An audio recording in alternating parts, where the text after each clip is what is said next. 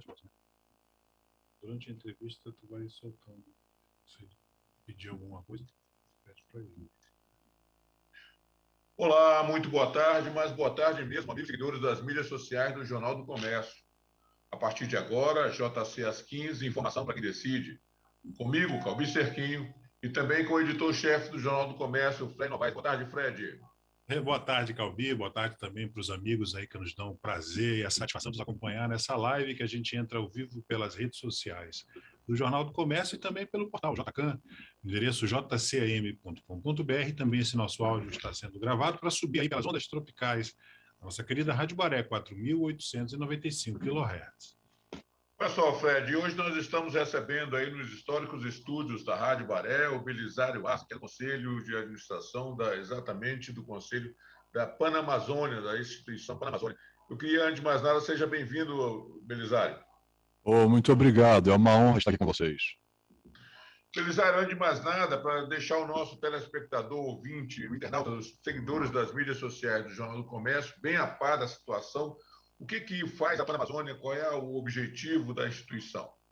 Bem, a Associação Panamazônia tem a missão de promover a cooperação, especialmente entre setores empresariais da Amazônia, né, dos estados da Amazônia brasileira e também dos países vizinhos.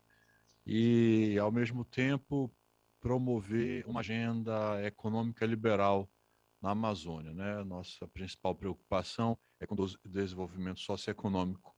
Então, acreditamos que esse desenvolvimento econômico só vai ocorrer por meio da implementação de uma agenda liberal. E recentemente foi um sucesso, com êxito, né, concluída aí uma missão lá na Guiana. Eu queria que você falasse um pouco dos objetivos dessa empreitada, né? E o que foi que você verificou lá, né?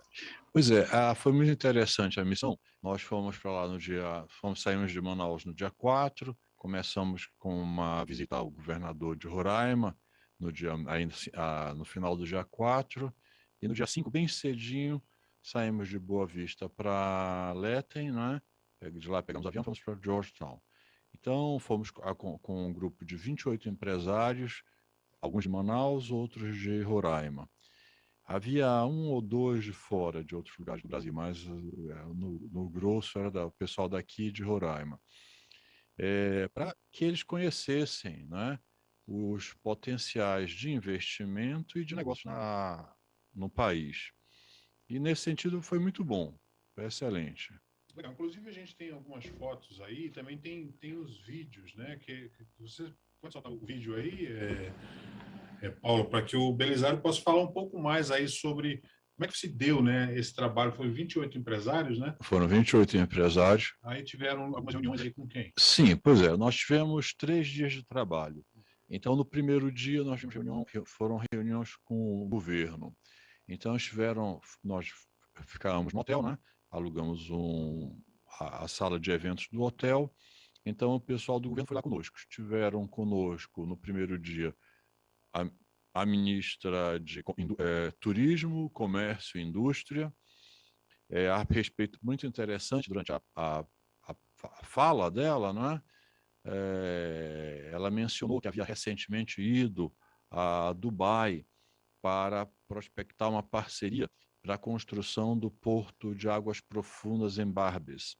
E aí o Paulo De Carli, que é um dos nossos associados e também que esteve à frente dessa missão para a Guiana, que ele já vem investindo na Guiana há alguns anos, ele fez uma observação: ministra, olha, no Brasil, a Guiana não precisa procurar essa parceria para a construção de um porto de águas profundas em Barbes tão longe, né, lá em Dubai, porque aqui no Brasil há empresas com capacidade plena para fazer, com capacidade, expertise, para fazer esse trabalho. E ela disse, então eu vou levar isso sim à consideração do presidente da República, e vamos levar também, tentar incluir esse tema na missão presidencial, né? O presidente Bolsonaro deve ir a Georgetown no dia 6 de maio. Essa informação eu recebi na semana retrasada. Eu estive em Brasília, tive uma reunião com o ministro das Relações Exteriores, o Carlos França, e ele mencionou rapidamente durante a conversa que provavelmente o presidente iria estar em Georgetown no dia 6 de maio. E eles lá eles confirmaram, essa expectativa na Guiana, a presença do presidente é muito grande, né? E além dela, nesse mesmo dia, que foi um dia oficial, vamos assim dizer, houve a presença do o presidente. Lá eles têm uma entidade chamada Go Invest, que aqui no Brasil não sei se tem uma contraparte, mas seria um órgão destinado a promover o desenvolvimento econômico da Guiana, mas é governamental. O presidente desse órgão tem nível de ministro, tem status de ministro, ele também foi uma pessoa muito importante. Foi também, nesse dia, o presidente da Private Sector Commission, Comissão do Setor Privado, que é uma espécie, eles reúnem todos os empresários, pessoal do comércio, indústria, agronegócio, seria uma espécie de uma soma do nosso CNC, CNI e CNA, não é? Aqui no caso do Brasil. Então, eles são muito importantes porque eles reúnem todo o empresariado. Ainda com o governo, nós tivemos uma reunião muito interessante com o ministro da Habitação. Ele, inclusive, comentou sobre os investimentos que o governo está fazendo na questão de moradia, porque a moradia se tornou muito cara, né? A demanda aumentou muito, porque com esse aumento de populacional que a Guiana está tendo por causa do pessoal que está vindo, em razão do petróleo, encareceu muito, o custo de vida ficou muito alto, os custos dos aluguéis o custo do aluguel aumentou muito, e então o governo está com um programa de construção, se não me engano, de 22 mil casas. Para o Brasil é pequeno, mas para eles um programa de construção de 22 mil casas para um país que tem 780 mil habitantes é expressivo. E eles vão construir, o governo vai financiar a construção de 22 mil casas para vários segmentos da população, tanto para o setor de baixa renda, média renda e inclusive alta renda. Outra reunião com o governo muito interessante foi com o Minister of Public Works, que seria nosso infraestrutura, né? E essa reunião foi a que eu achei mais informativa. Ele nos disse que e a melhor informação foi que ele disse, olha, há uma semana, nesta mesma sala, nós assinamos o contrato com a empreiteira Queiroz Galvão, brasileira, né? Para a pavimentação do trecho da estrada que liga Letten a Georgetown, no trecho Georgetown-Linden, né? Desculpa, Letten a Linden, no trecho entre Mabura Hill e Linden, que é um trecho de mais ou menos 122 quilômetros. Esse trecho o contrato já foi assinado. Então, em breve deve começar a pavimentação, que é o trecho mais crítico, na verdade. De Letten até Linden são 336 quilômetros. De Linden até Georgetown, é perfeita a estrada. São mais 90 quilômetros, tá? 426 por aí quilômetros. E esse trecho que é muito crítico já vai ser asfaltado, já vai ser pavimentado agora nesse contrato com a Queiroz Galvão. O recurso vem de um financiamento conjunto que o governo da Guiana está recebendo do Banco para o Desenvolvimento do Caribe, em conjunto com um fundo do Reino Unido para a infraestrutura no Caribe, né? Um total de 170 milhões de dólares. Né? E aí vai ficar faltando o resto do trecho, que seria até Letten, né? Que devem ser menos 336, e mais uns 200 quilômetros que vão ficar faltando.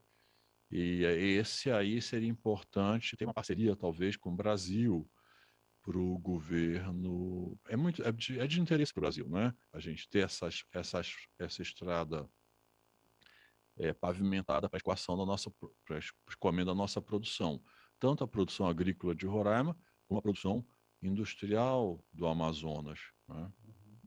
Legal, Calbi. Comissário, há mais ou menos, há no mínimo uns 35, quase 40 anos, 35 anos, 30 anos mais ou menos, vamos tirar por menos, Eu fui convidado a ir à Guiana. Naquela época a gente chamava de Guiana mesmo, né? Eu não sei qual é o certo. Eu acho que Pois eu chamo é, de Guiana, eu acho que a o gente certo é chamava Guiana, de mas Guiana, Guiana inglesa, Guiana, Guiana francesa e faz. tal. Mas naquela época a gente foi convidado a fazer um voo inaugural da TABA, da Transportes Aéreos Bacia Amazônica. Sim, isso E já naquela época, deve ter sido anos 90 isso, não é não? provavelmente, eu não tenho bem essa certeza não, mas provavelmente, mas faz tempo, viu? E naquela época já se falava nessas possíveis parcerias entre Georgetown e aqui principalmente o Amazonas. Eu te pergunto o seguinte: existe hoje uma espécie de menu de produtos, de serviços que podem ser viabilizados entre as duas, entre Georgetown e Manaus, principalmente? E eu te pergunto também se você conseguiu visualizar a questão do polo naval de Georgetown, que também é muito grande. Sim. Bem, então, para a efetivação desse polo naval, eles precisam, né, ter um porto de águas profundas. E o ministro da Infraestrutura, com quem nós nos encontramos, é, disse que é um projeto prioritário, como eu disse, é um projeto de interesse nacional o Porto de Águas Profundas de Barres. Então, isso é vital. Nós visitamos o porto da J. Fernandes, né, J. Fernandes, que acho que é o maior porto que eles têm lá em operação, e visitamos também a base onshore, shore base da ExxonMobil, a base, como se diz isso? A base de terra, né, da ExxonMobil, que é uma coisa assim impressionante. Eu fiquei realmente incrível o investimento que eles fizeram ali. É coisa de primeiro mundo. Primeiro que a base é gigantesca e eles têm 32 navios em operação, né? 32 navios em operação que ficam constantemente fazendo o abastecimento e o transporte entre a base terrestre, né, a base portuária, e as plataformas de exploração petrolífera, né? E isso é assim extraordinário. Então, lógico que é de extrema importância esse setor. Outro setor que eu vejo assim de imediato que pode ser aproveitado imediatamente é a questão da soja, né? Roraima está crescendo na produção do agro, né? Então, por exemplo, eles produzem melões de boa qualidade, já estão colhendo safras de soja, milho também. Então, é um canal óbvio para o escoamento da safra de Roraima, por exemplo. No caso do Amazonas, olha, lá eles são carentes de tudo, né?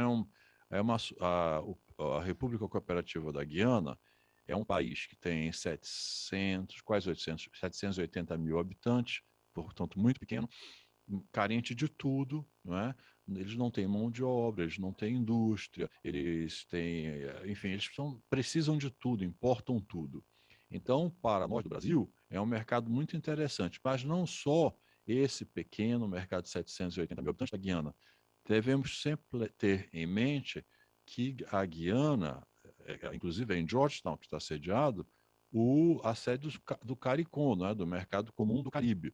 O mercado comum do Caribe deve representar em torno de 30 milhões de consumidores residentes e consumidores flutuantes, uma população flutuante que são os turistas de alto poder aquisitivo que frequentam o Caribe. Então, nós devíamos estar atentos a esse mercado caribenho, inclusive que tem alto poder de renda, né? Alta renda. E para os nossos produtos do polo industrial, sobretudo agora que o polo, parece que há anos a gente fala, né, décadas, na verdade, a gente conversa sobre isso.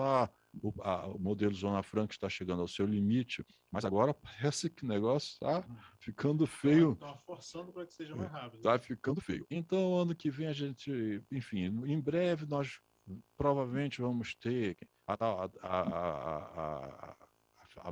tão esperada reforma tributária. Eu acho que cada vez a pressão em relação aos benefícios fiscais que nós temos, essas pressões serão cada vez maiores. Então, nós temos realmente que ter uma opção. Uma opção poderia ser essa, né? Olha, você vai no Caribe, você encontra todos os produtos que são fabricados na Zona Franca. A Gillette, motocicletas, eletrônicos, só que eles importam da Ásia, majoritariamente da China, né? Obviamente que eu entendo que as empresas que estão instaladas aqui na Zona Franca de Manaus, elas são unidades fabris que estão dentro de uma política global das empresas de venda de seus produtos, de produção e distribuição de seus produtos. Então, elas não têm autonomia para escolher o mercado, elas vêm para cá com o mercado certo para vender. E as empresas, então, têm suas políticas, outras fábricas no mundo para atender determinados mercados. Mas acho que isso precisa ser, começar a trabalhar, isso precisa ser trabalhado, não é? Junto a essas empresas, no sentido de as matrizes, né? Não as unidades fabris aqui em Manaus, que não têm poder decisório nenhum, mas junto às matrizes dessas fábricas, alertar, sensibilizar para essa possibilidade. Nós estamos aqui muito próximos de, de Georgetown, né? Olha, vamos ver, de Manaus para Boa Vista, quantos quilômetros são? Não tenho certeza. Também não tem. Mas de Boa Vista para Letem, que é na fronteira, são 130 quilômetros. Depois de Letem para Linden, são mais 336 quilômetros. E até Georgetown, mais 90 quilômetros. Então, dá tudo aí uns 500 e poucos quilômetros. Nós estamos muito próximos, né? É verdade que a BR-174, que no passado foi muito boa, agora está muito ruim. Precisamos ter atenção com essa estrada e manter. Não pode acontecer com a BR-174, que nós deixamos acontecer com a 319, que no passado foi trafegada, hoje não é mais. Então, a gente tem que ter cuidado com a manutenção da 174. Mas é uma boa estrada, que tem boas condições de trafegabilidade, apesar dos problemas momentâneos. Então, se a gente chega em Boa Vista, de Boa Vista para Georgetown é muito próximo. E tendo o porto, com a construção do porto de águas profundas, nós poderíamos escoar nossa produção industrial por ali, né? Me parece. Então, acho que essas oportunidades têm aqui. E também para as empresas daqui, as empresas locais, né, de capital local, as empresas da região mesmo, elas têm que estar de olho nesse mercado, porque é um mercado crescente, carente de tudo, de produtos, de serviços e de mão de obra. Legal. Beleza. Legal. Agora, como é que você falou ainda há pouco sobre a atuação da Panamazônica, que é reconhecida, que ela tem se destacado nessa defesa, nessa luta aí pelos interesses do desenvolvimento econômico da região. E como é que você tem visto, por exemplo, esse avanço vamos dizer assim, de governos de esquerda na América Latina, que de alguma forma eles vão contra essa agenda liberal, né? Como é que você está enxergando esse movimento? Não, isso sem dúvida preocupante. Eu não sei o que dizer. É uma pena, né? Eu espero que o Brasil. Olha, a diplomacia brasileira sempre teve a ambição ou a presunção ou a esperança, não sei, de que o Brasil era um líder na América do Sul. Quando eu conversava com diplomatas de outros países, eles sempre riam disso, né? Então eu acho que eles não reconheciam muito essa liderança do Brasil. Sempre me diziam que o líder não pode dizer que é líder, são os liderados que têm que dizer que o líder é líder. Sempre houve essa conversa entre os diplomatas. Mas o Brasil, de alguma forma, ele influencia muito o que acontece no subcontinente sul-americano. Então, eu espero que o Brasil continue no rumo das liberdades econômicas, né? Que não vá para a esquerda. Se o Brasil for para a esquerda, aí eu acho que nós estamos em maus lençóis, porque aí o continente todo vai para. Muitos países já foram para a esquerda, o Brasil indo para a esquerda, iremos, não sei, vamos ficar numa situação bastante difícil.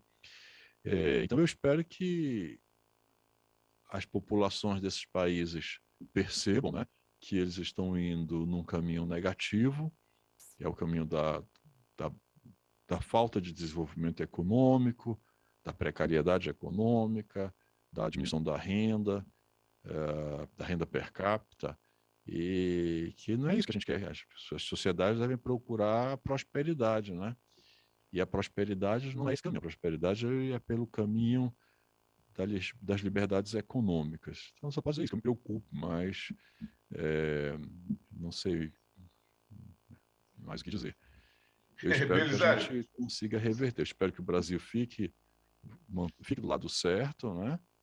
E que a gente e que os outros países aos poucos também retornem para o caminho do desenvolvimento.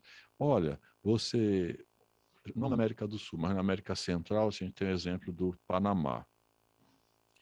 O Panamá, até há 10 anos, 15 anos, a renda per capita dele não passava, igual a nossa, não passava de 15 mil dólares, né, anuais. Hoje a maior renda per capita da América Latina, mais de 30 mil dólares.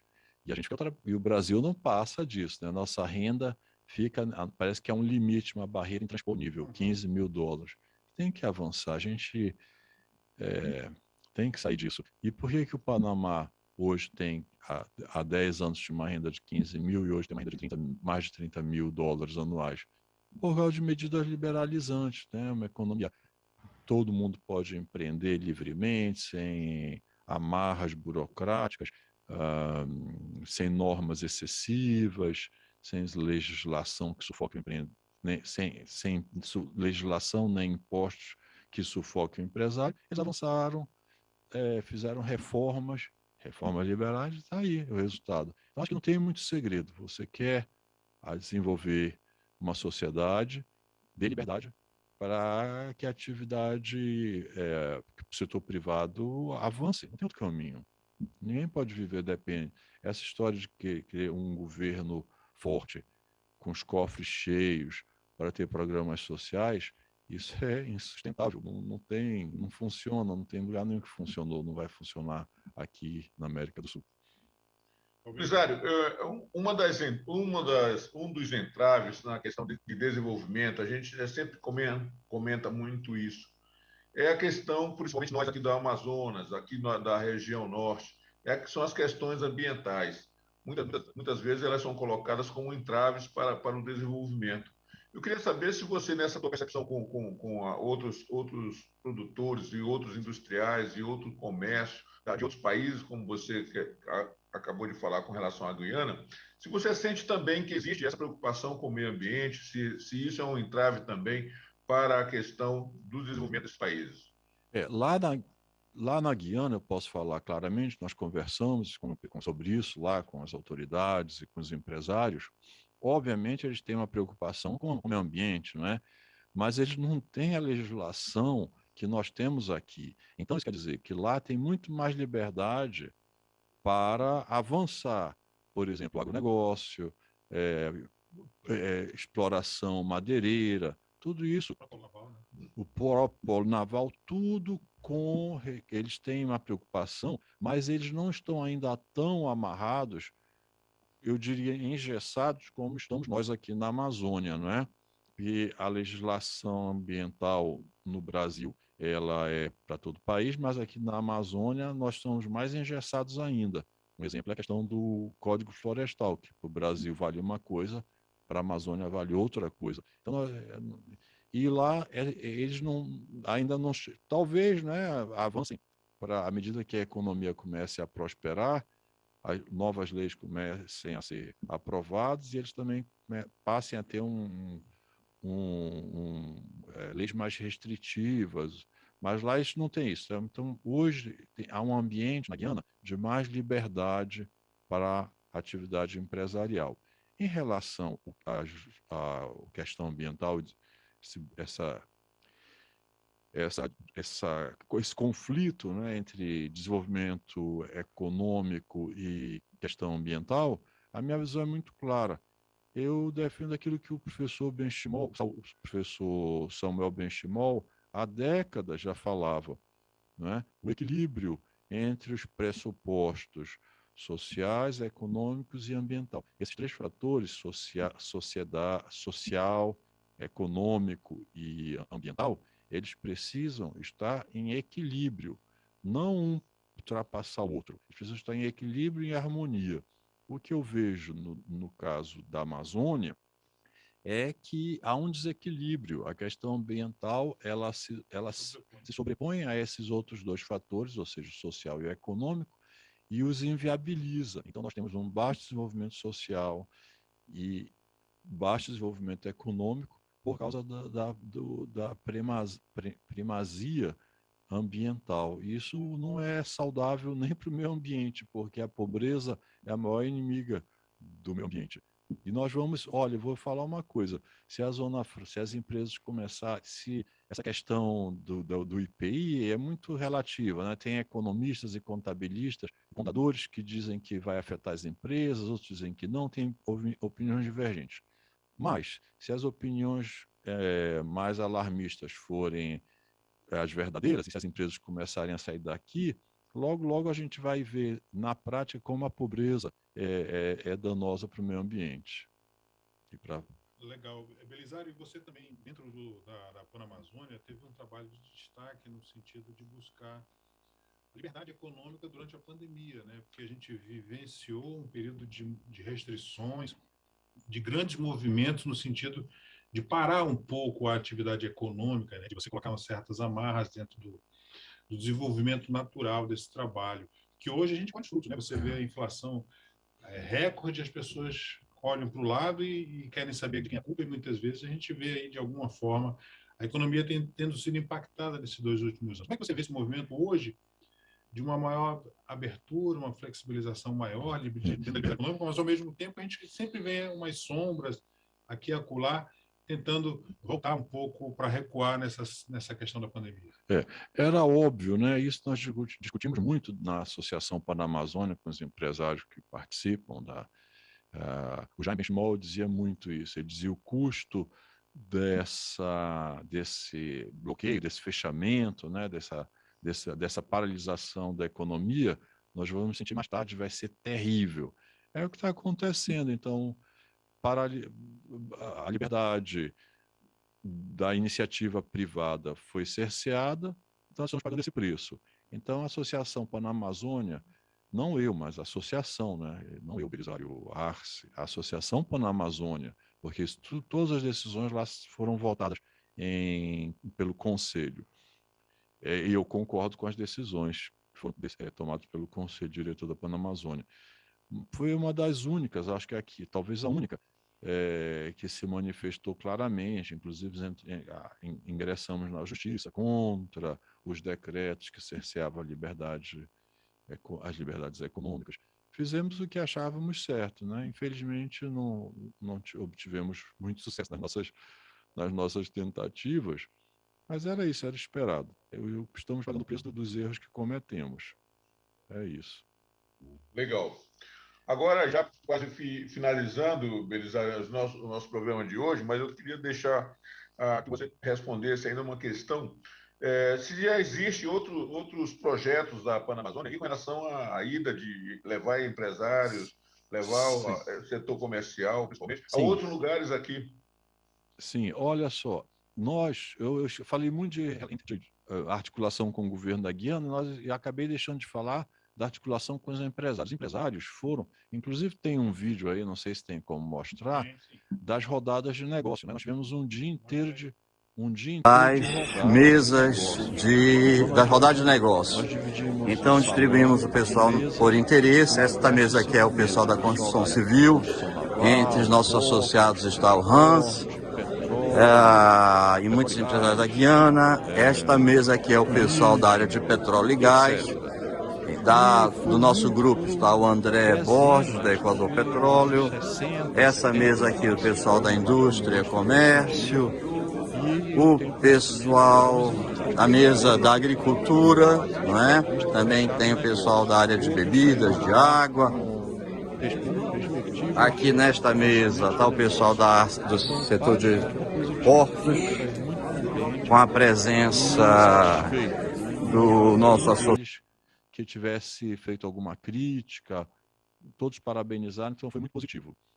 Ainda lá em Georgetown, as pessoas começaram, os próprios empresários começaram a falar isso, vamos fazer uma nova missão, e aí ficaram muito interessados, houve muitas conversas lá sobre ir a Paramaribo, no Suriname, né? É possível, Paramaribo futuramente vai repetir esse crescimento econômico da Guiana. Na reunião que nós tivemos com como eu disse no início, com o presidente do Go Invest, ele mencionou para nós, né, que ano passado o crescimento do PIB foi de 22%, e que este ano a expectativa é que o PIB tenha um crescimento de 50%. É uma coisa assim extraordinária, nunca vista na história recente da economia mundial. Então, esse mesmo processo de rápido desenvolvimento econômico que está acontecendo na Guiana pode se repetir no Suriname, porque também lá eles já descobriram poços de petróleo e a exploração deve começar em breve. Então, o que está acontecendo agora na Guiana pode vir a acontecer no Suriname daqui a uns 4, 5 anos. Eu acho que talvez seja prematura uma visita empresarial para lá, mas alguns demonstraram interesse. Vale lembrar que recentemente, um mês e meio mais ou menos, o presidente Bolsonaro fez uma visita ao Suriname, justamente em razão da importância crescente que o país está tendo. Agora, também estávamos conversando, inclusive hoje eu tive uma conversa de manhã com o pessoal aí, que podem ser nossos parceiros, em fazer uma missão para a Colômbia, porque a Colômbia é a segunda economia do subcontinente sul-americano, né, depois do Brasil, e é um mercado muito interessante. É possível, isso está realmente nos nossos planos, futuramente, em breve, não muito longe, fazer novas missões. Inclusive para a Guiana, porque desta vez nós fomos 28, havia mais gente que queria ir e não conseguiu ir. Porque esse ainda é um problema para chegar lá. Nós não temos voos diretos. Então, a logística é um pouco complicada. Você tem que sair de Manaus, pernoitar em Boa Vista para pegar o voo para Georgetown no dia seguinte, na volta, a mesma coisa. Então, você perde um dia e meio para ir, mais um dia e meio para voltar, além de cansativo.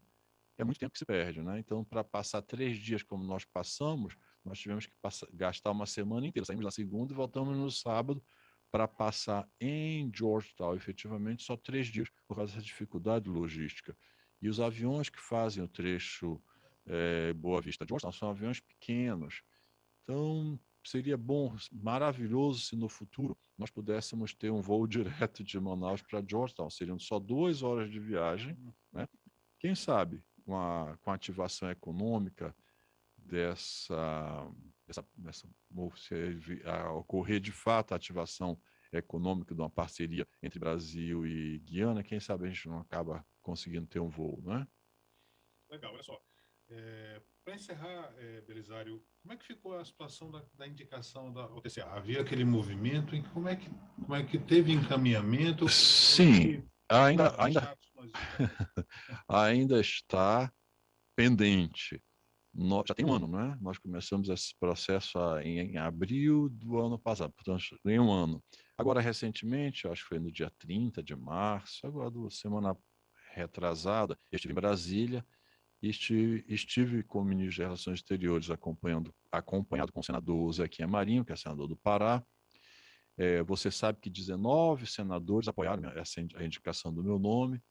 Então, nós tivemos uma conversa com o ministro das Relações Exteriores, que nos atendeu muito atenciosamente, conversamos por mais de 1 hora com ele, o Carlos França, né, o ministro Carlos França, mas não saímos lá com nenhuma promessa. Saímos só com uma promessa de que ele tentaria encontrar uma melhor solução. Mas nos disse que é muito difícil, mas não negou completamente, então esperamos. A situação atual é que o mandato dos atuais dirigentes venceu no dia 31 de março. Então, eu não sei nem como está, se eles estão interinamente ou se está sem comando ao TCA nesse momento, eu não saberia dizer. Mas eu imagino que eles estejam interinamente até a situação ser resolvida. Mas está difícil, porque o processo lá é por unanimidade, então a escolha do secretário-geral e dos demais diretores, ela depende da unanimidade de votos dos 8 países que fazem parte da OTSA, ou seja, Bolívia, Brasil, Colômbia, Equador, Guiana, Peru, Suriname Venezuela.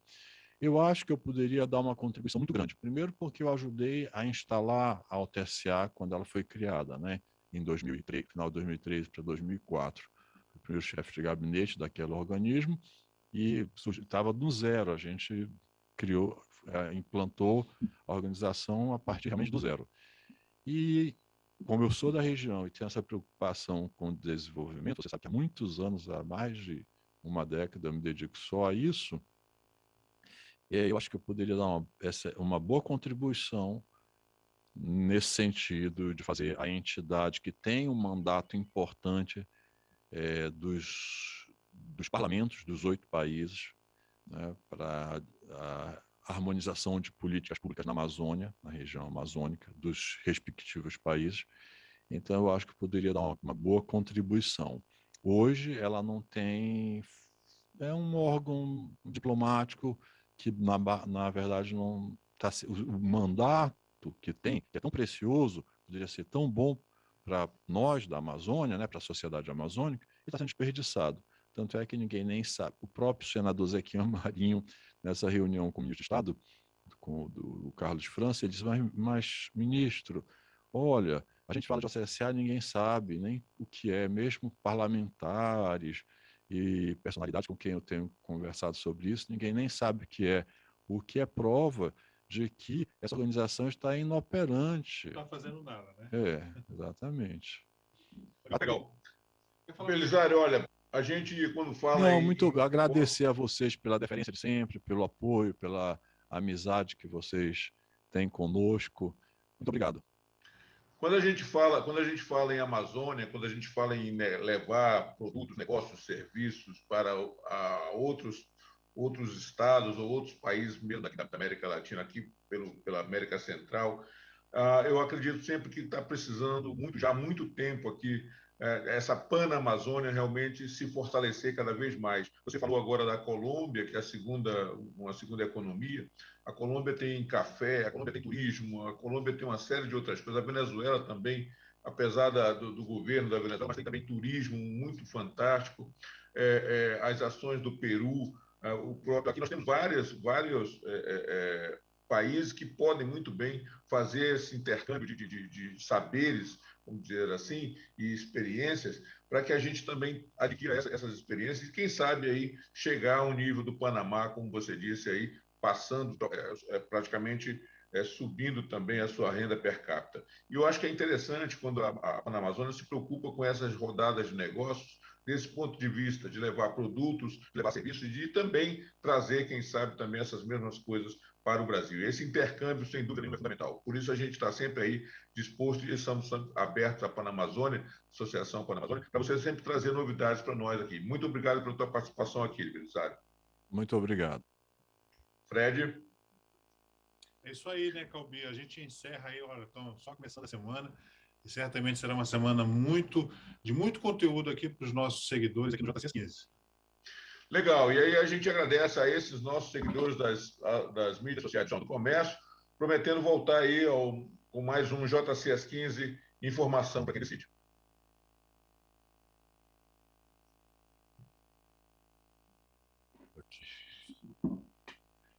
Meu amigo, muitíssimo grato. Mais uma vez.